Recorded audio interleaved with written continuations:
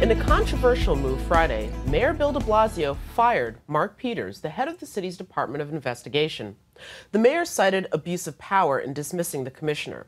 Peters was once a close de Blasio ally, but recently embarrassed his administration with a series of investigative reports, including one on the NYCHA lead paint inspection scandal. Mayor de Blasio said the firing was not influenced by any current or past investigations into his administration, but the move has drawn criticism from some members of the city council, as well as public advocate and incoming state attorney general Letitia James. So joining us now with details on this and what it may mean for future investigations into the de Blasio administration is City and State Editor-in-Chief Jonathan Lenz. Jonathan, welcome to the program. Glad to be back. All right, so first let's start with, for people who might be saying what and who and what, tell us what is the purpose of the Department of Investigation? Sure, it's kind of like an inspector general for New York City. It's a member of the city's administration, appointed by de Blasio, confirmed by the city council, and has fairly wide discretion to do investigations. As you noted, has looked at NYCHA in a number of different respects, has looked at Rikers Island, problems there, the violence there, and he, as you noted on Friday, got the boot.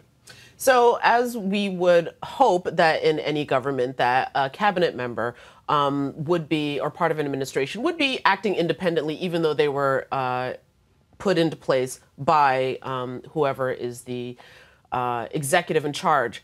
Where did this relationship go sour? Sure, and it's actually a really striking story. He was, in 2013, the campaign treasurer for de Blasio. When he came in, there was a lot of questions about would he actually be independent. The council really grilled him on that issue. A few years in, though, that story really changed. He was really going after things aggressively. Again, things like Rikers, things like NYCHA. Where arguably he went too far is with the Department of Education. They have their own inspector general, a lot of agencies do, and he made moves to make that person and that part of the Department of Education report directly to him, to control that. Another investigation found that he went too far. He overstepped his bounds, and that's something he agreed with.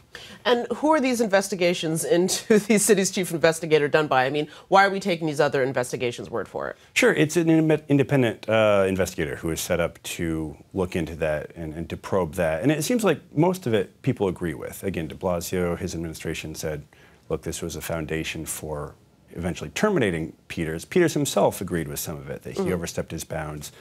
He is disagreeing just out today, was saying that the idea that he had misled the New York City Council, that was not actually true, that part of the findings. But overall, he did apologize. He said he did something wrong. So now that this has happened, where does this leave the administration, and where, more importantly, does this also leave that particular department? Sure. There's already a woman who will replace him, so that will go forward.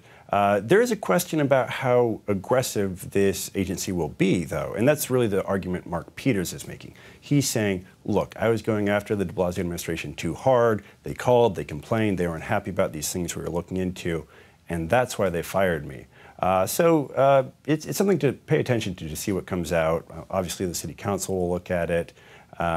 I think there are arguments on both sides as to whether the firing was warranted. And before we leave this subject, I do also want to bring up that there was a federal ruling on NYCHA. Sure, certainly. NYCHA, as you noted, is something that Peters really looked at. Others looked at it as well. The Justice Department had a really damning report on the conditions at NYCHA, things like lead paint. And recently, so it looked like there was some kind of compromise going forward, an agreement between NYCHA, Public Housing Agency, the de Blasio administration, and the federal government. They had this agreement that the city was going to provide $1.2 billion. The federal government was going to have a monitor to oversee it moving forward, but then a judge unexpectedly said this is not sufficient. He threw out that agreement. He told the two sides to go back to the drawing board. It could open up the possibility of HUD coming in and actually taking over or appointing a receiver to oversee NYCHA. So stay tuned on that. Yeah, definitely, if HUD steps in and takes over. I guess lastly, I mean, we have very little time left, but we do have big changes, and now the former Senate Majority Leader John Flanagan is now the Minority Leader. What power, if any, does he have left? Very little. Unlike Washington, D.C., there's very little power for the minority party to do much in the state legislature in Albany. Though a small victory for him, he was elected as the leader again now for the minority conference in Albany. Yeah, and definitely the minority. I understand it was something like 14 to 9 votes in the end. Right, 23 votes total, so a much diminished minority. All right, well, first of all, thank you for giving us so much insight into this Department of Investigation firing, because that's incredibly important to the city, but also, as always, keeping us up to date on what's happening in Albany. Thank you.